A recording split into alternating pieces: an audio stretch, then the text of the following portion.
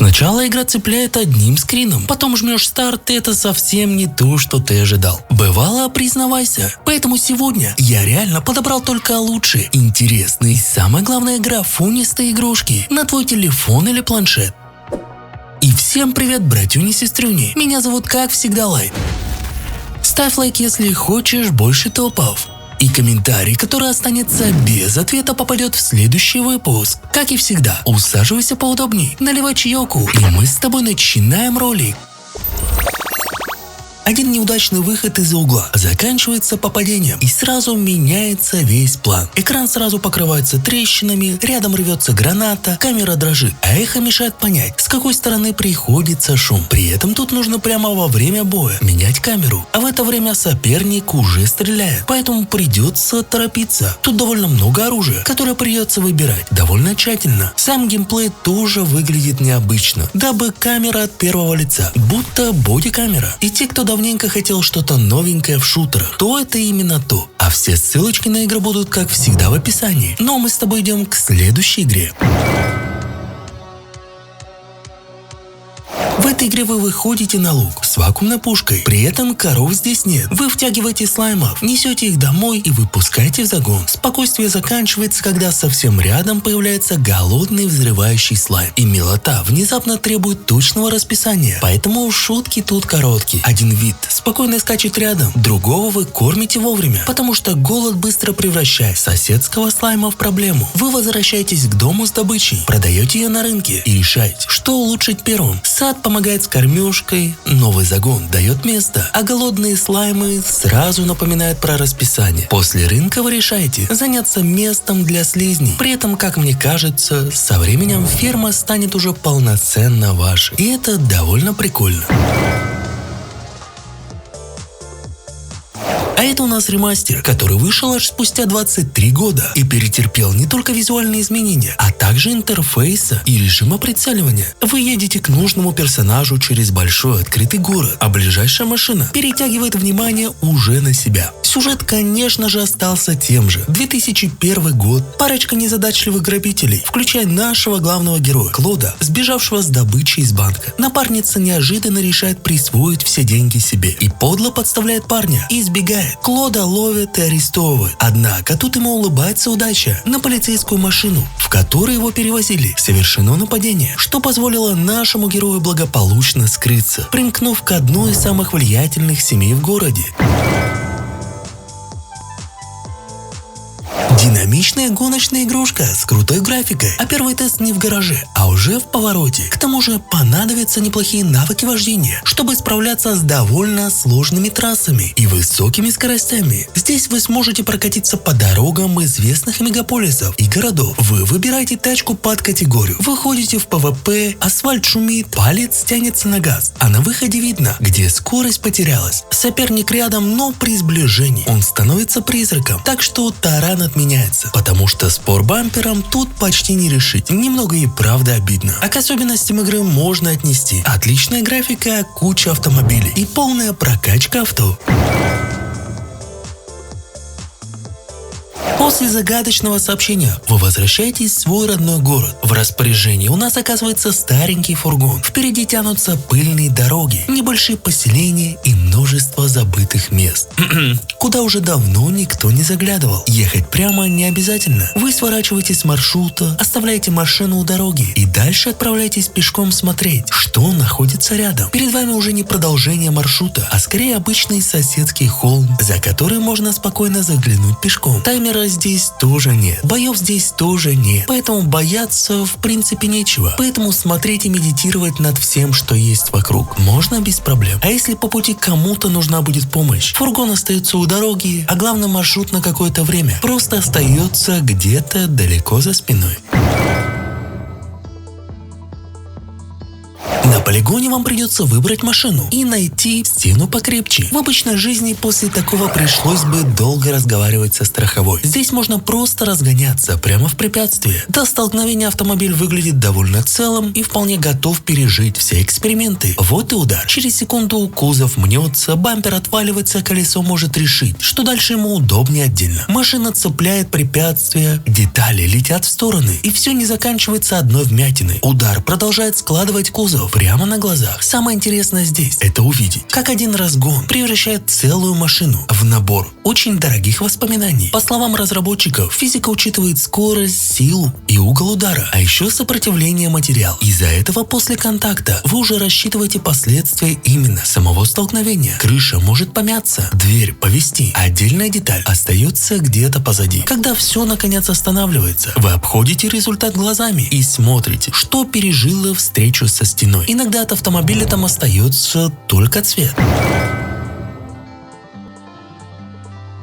Это MMORPG. В режиме выживания в сеттинге зомби-апокалипсиса вас ждет очень крутая графика и огромный открытый мир для исследования. И, конечно же, толпы зомби, с которыми предстоит сражаться. А по сюжету игры смертельная вспышка, вышедшая из-под контроля, уничтожила большую часть населения и превратила всех в ходячих. Вы один из выживших, которые оказались в городке. Поэтому пришло время показать силы в борьбе с зомби. В начале игры вам предстоит определиться с героем, у каждого из которых своя предыстория. Выбирайте пол и настраивайте внешний вид своего будущего героя. Исследуйте окрестности большого открытого мира, где на каждом шагу поджидает опасность. Собирайте полезные ресурсы, складывайте их в инвентарь и используйте при необходимости. Выходите на охоту или отправляйтесь на рыбалку. Воды мало, еды мало, а рюкзак уже забит под завязку. При этом зомби рядом, но жажда еще ближе. И постарайтесь построить свое безопасное убежище. Выращивайте еду, приручайте диких лошадей и, конечно же, сражайтесь с зомби.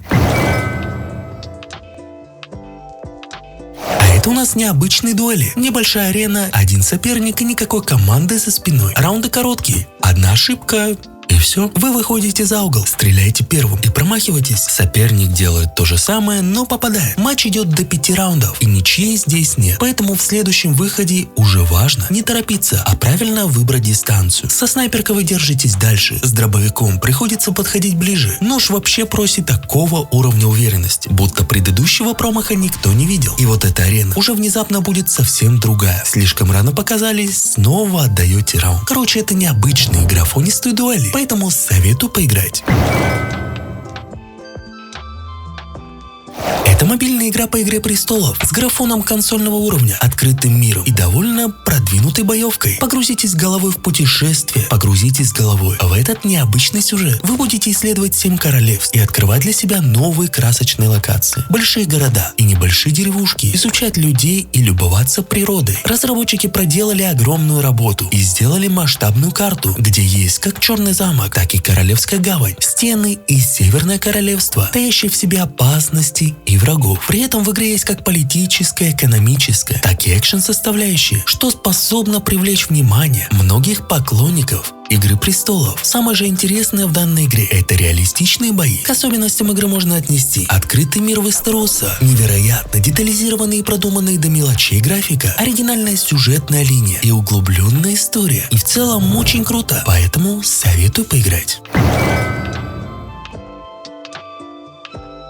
Это научно-фантастический шутан от третьего лица во вселенной Destiny. Вам придется выбрать одного из уникальных героев, обладающих невероятными способностями. Попробуйте пройти один из доступных режимов. Это кампания, кооперативные налеты до 6 игроков, а также многопользовательские PvE и одиночный PvP. Вас ждет огромное разнообразие огнестрельного оружия, которое идеально впишется во все доступные стили боев. Попробуйте комбинировать умения героя, прокачивать его характеристики и побеждать врагов с помощью уникальных механик игры. Стрелять и целиться можно как с видом от третьего, так и первого лица, что довольно прикольно. При этом играть можно как на геймпаде, так и использовать просто телефон. Но к особенностям можно отнести: это уникальные персонажи, огромный выбор оружия, продуманная система прокачки навыков и умений, а также поддержка внешних контроллеров, что реально круто. Поэтому советую, и мы с тобой двигаемся к следующей игре.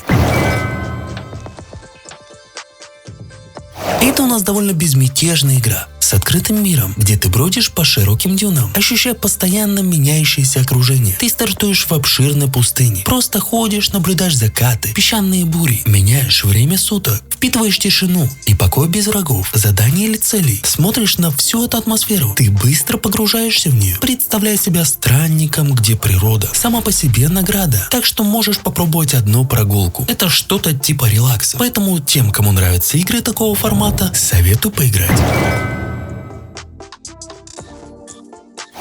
В этой игре хорошая перестрелка начинается с укрытия. Нью-Йорк сломан вирус, улицы опасны, а вы выходите бойцом спецотряда. Вернуть городу порядок, а бежать по открытому месту хочется ровно один раз. Смешного тут мало. Город сразу объясняет, где геройство без стены рядом. Живет недолго. Вы занимаете позицию, прячетесь, даете точный выстрел и только потом двигаетесь дальше. Куда выходить сначала? На улицу или за ближайшее укрытие? Ответ быстро находится под огнем. Без стены уже никак, а гаджеты будут помогать давить врагов. Но вы все равно держитесь ближе к укрытию. После вылазки полезная находка идет в дело.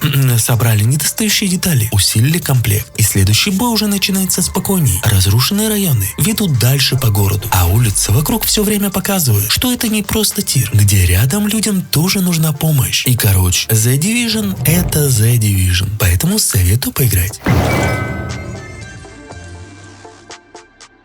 Вы сходите на остров и сразу же ищете, что же сдвинуть, чтобы это заработало. Море здесь работает как дорога между находками, но берег постоянно подсовывает повод задержаться. Кажется тихо, но ненадолго. После второй части прошло 1000 лет. Вы идете с технопираткой М на борту. Впереди море теней, забытый бог, древние угрозы и красный город. Но первый крючок проще. Остров, загадка, механизм и новый путь. Куда свернете раньше? К побочному заданию или к странному устройству у стены?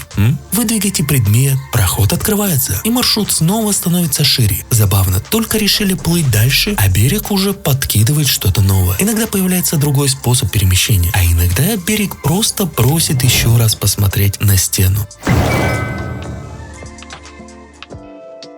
В этой игре стены, столы и обломки быстро становятся частью боя. Вы приходите в Федеральное бюро контроля в момент, когда внутри уже все пошло не так. Здание меняется, правила ломаются, странные штуки захватывают людей, а личная цель Джесси тянет глубже — найти пропавшего брата и понять, почему ее вообще привело сюда. Бой держится на движении и способностях. Оружие трансформируется под разные ситуации, а телекинез превращает окружение в снаряды. Подняли кусок бетона, швырнули во врага, сменили позицию и добили тем, что осталось под рукой. Из-за этого перестрелка не ощущается обычным тиром, где вы просто стоите за укрытием и ждете удобный момент. Бюро тоже работает как отдельная загадка. Коридоры, странные комнаты, секреты и события с двойным дном постоянно подталкивают осматриваться, а не просто бежать к следующей миссии. Боссы и сложные бои дают апгрейды, которые усиливают способности и помогают по-другому собирать оружие, когда после боя хочется не выйти из здания, а пройти еще одну странную дверь. Короче, очень прикольно, но пока есть только на Apple девайсе. На Android, как обычно, ждем.